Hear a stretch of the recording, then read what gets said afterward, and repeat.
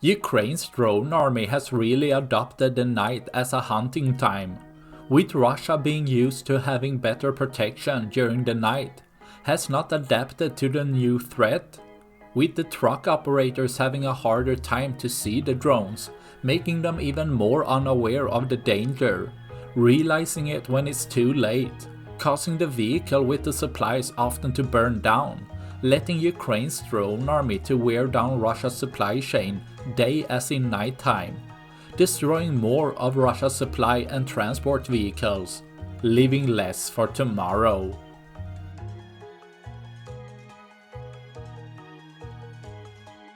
That's all I had for this video. Please like and subscribe for more.